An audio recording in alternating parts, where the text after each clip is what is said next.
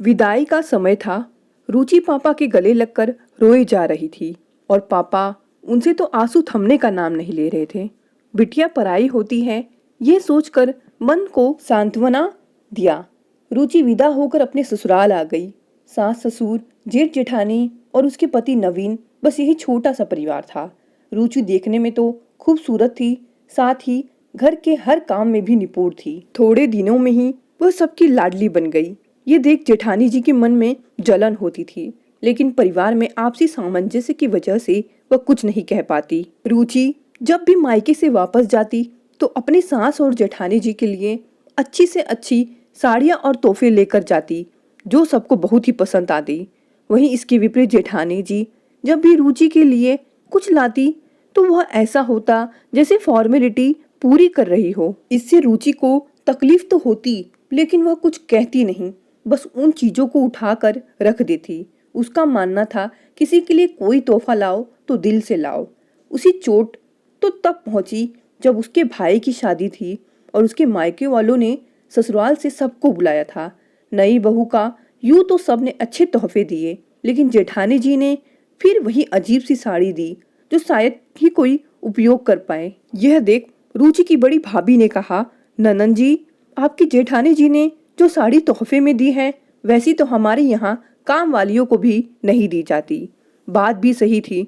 शादी में उसके मायके वालों ने सबकी विदाई बहुत अच्छे तोहफे देकर की थी। रुचि को भी बहुत बुरा लगा। आखिरकार मायके में ससुराल की इज्जत का सवाल था। कुछ ही दिनों बाद जेठानी जी की छोटी बहन की शादी थी। सबको जाना था। जेठानी जी पूरी तैयारियां कर रही थी। जाने से एक दिन पहले उन्होंने रुचि से कहा, तुम नीति के लिए क्या लेकर जाओगी? रुचि ने वह बैग उनके सामने लाकर रख दिया, जिसमें जेठानी जी के दिए हुए सारे तोहफे और साड़ियाँ थी, जिसे रुचि ने सहेज कर रखे हुए थे। यह देख जेठानी जी ने कहा, क्या तुम यह सब लेकर नीति को दोगी? रुचि ने भी बड़ी सहजता से कहा, हाँ, इसमें बुरा क्या है? यह सब आपने ही तो मुझे दिया है। मैंने पहना नहीं तो इसको सबको रख दिया कि कभी काम आएंगे। फिर जेठानी जी ने बोला, रुचि, यह सब रहने दो। अगर यही सब दोगी तो वहाँ हम सब की बेइज्जती हो जाएगी। रुचि ने कहा, भाभी, एक बात कहूँ, बुरा मत मानना, आपसे छोटी हूँ, अभी तो आपको अपनी इज्जत का ध्यान आ रहा है, लेकिन जब ये मेरे मायके गई थी तब क्या आपको यहाँ की इज्जत का ध्यान नहीं था? जेठानी जी कोई जवाब नहीं दे पाई। फिर रुचि ने कहा, भाभी, आपने वह कहावत सुनी ही होगी, 100 सुनार की एक लोहार की। लेकिन मैं आपकी तरह नहीं हूँ। मैं किसी को कोई चीज़ देती हूँ तो दिल से देती हूँ, जिससे कि वह उसका उपयोग कर सके। फिर उसने उन्हें वही सारी चीज़ें दिखाई जो वह नीति को लेकर आई थी।